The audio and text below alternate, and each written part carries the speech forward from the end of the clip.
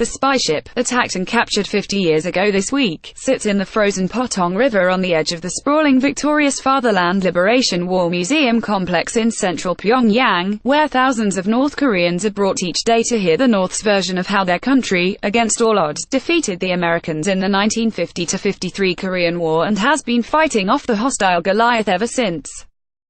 January 25, 2018, 10 o'clock Irish summertime Pyongyang, 50 years after it was seized by North Korea, the USS Pueblo is the only U.S. Navy ship held captive by a foreign government. And though mostly forgotten in the United States, the Pueblo incident for North Korea remains a potent symbol of military success.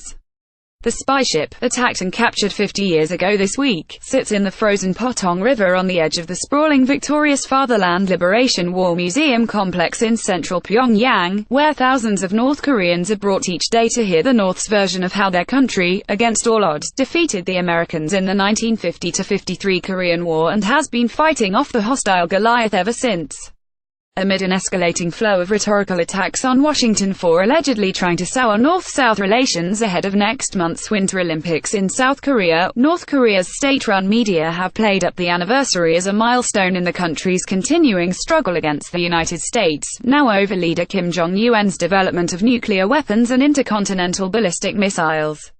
In a story commemorating the anniversary, North Korea's official news agency quoted a naval officer as saying the ship is a symbol of how the United States will suffer a crushing defeat if it infringes on the country's sovereignty.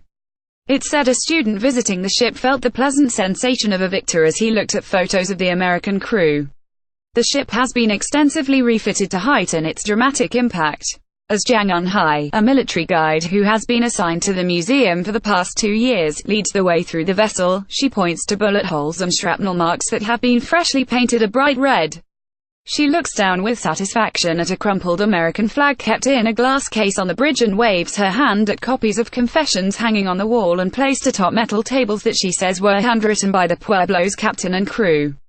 North Korea claims the ship entered its territorial waters when it was attacked, and Jang stands by a map near the ship's communication room that she says shows a dozen or so incursions made by the Pueblo before its capture. The ship's other visuals are mostly intended to underscore the American humiliation. There are grainy black and white photos of the captain signing a confession, and of crew members walking across the demilitarized zone after their release nearly a year later.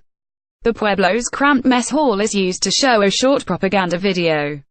The Pueblo was ill-equipped for the fight it got on January 23, 1968. One U.S. sailor was killed when the ship was strafed by machine gun fire and boarded. The 82 survivors were taken prisoner. But, coming at the height of the Cold War, its capture escalated quickly and threatened to become a serious military conflict. The U.S. sent carriers to the Sea of Japan and demanded the captives be released. North Korea, for its part, forced members of the crew, who say they were beaten frequently, to make public confessions. The incident came to an end on December 21, 1968, when Maj.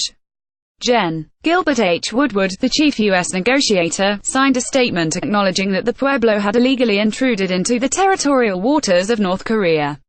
He disavowed that before and afterward. On the official tours of the Pueblo today, however, that's not part of the narrative. Get latest news live updates on the go on your PC with News app. Download the Times of India News app for your device. Read more world news in English and other languages. Related Kushner's drop much criticized effort to raise Chinese cash. Donald Trump willing to be questioned under oath in Russia. Probe Trump administration backs bills to toughen foreign investment rules.